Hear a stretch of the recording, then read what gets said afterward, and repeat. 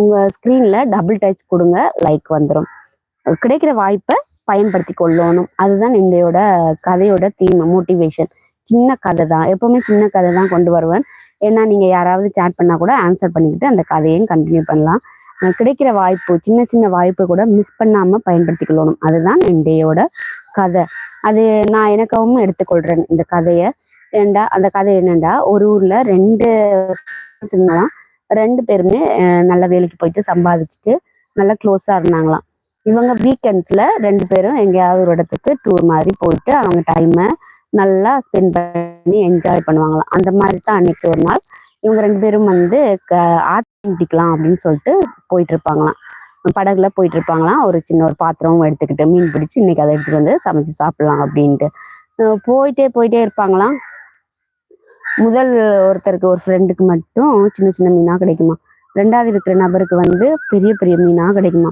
அந்த பெரிய பெரிய மீன் கிடைக்கும் போதெல்லாம் அந்த நபர் என்ன செய்வாரா, மீனை பிடிப்பாரா, திரும்ப வந்து கடலுக்குள்ள விடுவாரா. இந்த மாதிரி ரெண்டு பேருமே ரொம்ப நடுக்கடல் வரைக்கும் போவாங்களாம். முதல் நபருக்கு வந்து சின்ன மீனே தான் கிடைக்குமா. ரெண்டாவது நபருக்கு வந்து பெரிய பெரிய மீனாக கிடைக்குமா. அவர் திரும்ப திரும்ப ஆற்றுலேயே விட்டுக்கொண்டே இருப்பாராம். என்ன யாருமே ஒரு ஹாய் சொல்லல. மெசேஜ் எல்லாம் ஆன் பண்ணியிருக்கேன்னு தெரியல, பார்க்குறேன். எஸ், எல்லாம் ஆன்ல தான் இருக்குது. யாராவது ஒரு ஹாய் சொன்னீங்கன்னா கரெக்டாக இருக்கும். கரெக்டாக இருக்கா அப்படி இல்லையான்றது எனக்கு தெரியும். அப்போது அந்த ரெண்டாவது நபருக்கு வந்து எப்போவுமே பெரிய மீனாகவே மாட்டுதான்.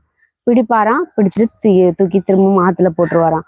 இப்படியே இவர் பண்ணிட்டு இருக்கிறத அந்த முதல் நபர் பார்த்துக்கிட்டே இருப்பாராம். பார்த்துட்டு அவர் கேட்பாராம், எதுக்கு நீ வந்து மீனெல்லாம் கிடைக்கிறதெல்லாம் உனக்கு பெரிய பெரிய மீன். நாங்கள் இப்போ நடுக்கடலுக்கு வந்து இப்போ திரும்பி போகிற நேரம் ஆயிடுச்சு. ஆனால் எல்லா மீனையும் பிடிச்ச மீனையும் நீ விட்டுட்ட, சின்ன சின்ன மீனா பிடிக்கணும் அப்படின்னு சொல்லிக்கொண்டு இருக்கியே, என்ன காரணம் அப்படின்னு கேட்பாராம். அதுக்கு அவர் சொல்லுவாராம், நான் வந்து எடுத்துட்டு வந்தது ஒரு சின்ன பாத்திரம்.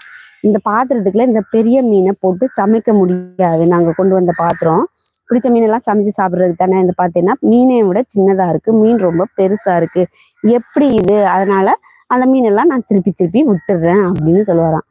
அந்த முதல் நபர் சொல்லுவாராம், ஐயோ இது என்ன மடத்தனம், மீனை வந்து நம்ம வந்து முழுசாவே போட்டு அந்த பாத்திரத்துக்குள்ள சமைச்சு சாப்பிட போறது இல்லையே, சின்ன சின்னதாக கட் பண்ணி பீஸாக தானே போட்டு சமைச்சு சாப்பிட போறோம். அப்போ அந்த பாத்திரம் கொள்ளும் தானே, இதுக்கு எதுக்கு வேஸ்ட்டாக திருப்பி விடணும், திரும்ப இந்த வாய்ப்பு கிடைக்குமா அப்படின்னு இவர் சொல்லுவாராம். ரெண்டாவது நபர், இல்லை நம்ம போகிற வரைக்கும் போவோம், போயிட்டு அது கிடைக்குதா அப்படின்னு பார்ப்போம் அப்படின்ட்டு. ஆனால் கதை போகிற வரைக்கும் மீனே கிடைக்காதான். இதுல இருந்து என்ன நமக்கு தெரியுதுன்னா, அவரும் சொல்லுவாராம் அந்த முதல் நபர், வாய்ப்பு கிடைக்கும் போதே அதை பயன்படுத்தி கொள்ளணும். அது ஒரு சின்ன வாய்ப்பா இருந்தாலும் கிடைக்கிறப்பவே யூஸ் பண்ணிக்கணும். மிஸ் பண்ணிட்டோம்னா நம்ம லைஃப்பும் ஆகும். லைஃப்லயும் இப்படித்தான், சின்ன சின்ன வாய்ப்புகள் நிறைய கிடைக்கும். அதை நம்ம அந்தந்த டைம்லயே பயன்படுத்தி கொள்ளணும். விட்டுட்டோம்னா கண்டிப்பா பிடிக்க முடியாது அப்படின்னு சொல்லுவாராம். இந்த கதையிலிருந்து எனக்கும் இது நிஜமாவே நல்ல ஒரு மோட்டிவேஷனாக தான் இருந்துச்சு. ஏன்னா நான் கூட சொல்கிறேன் இல்லையா, வீடியோ போட முடியல, லைவ் வர முடியல அப்படின்னு. அந்த ஒரு சின்ன வாய்ப்பு கிடைக்கும் தான், அது நம்ம பயன்படுத்திக்கிறதே இல்லை, அதை விட்டுறோம். சரி அப்புறம் பார்த்துக்கலாம் அப்படின்னு சொல்லிட்டு பெரிய கேப்பு, எவ்வளோ பெரிய இடைவெளி, நிறைய வாட்சவர்ஸ், நிறைய லைக் வியூஸ் எல்லாம் வந்துட்டு இந்த டைம்ல இப்படியே மிஸ் பண்ணிட்டோம்னா திரும்பவும் வந்து எல்லாம் டவுன்ல தான் போயிட்டு இருக்கோம். என்ன ஒரு எய்மோட வந்தோமோ, இந்த 6 மந்த்துக்குள்ள மானிட்டைசேஷன் கிடைக்கணும், கண்டிப்பா ஏர்ன் பண்ணணும்.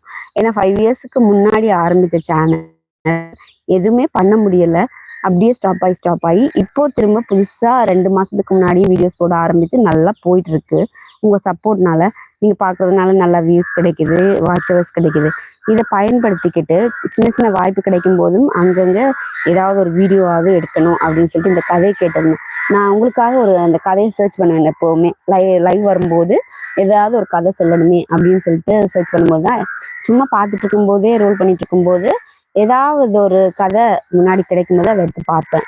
அது வந்து கண்டிப்பா எனக்கே ரொம்ப ரொம்ப யூஸ்ஃபுல்லான தகவலாக தான் இருக்கு. இன்றைய கதையிலேருந்து நான் இதை தான் புரிஞ்சுக்கிட்டது. ஏன்னா நான் ஃபர்ஸ்டே சொன்னேன் உங்களுக்கு, எனக்கு வீடியோ போடுறதுக்கு டைம் இல்லை, அது இது பிஸின்னு.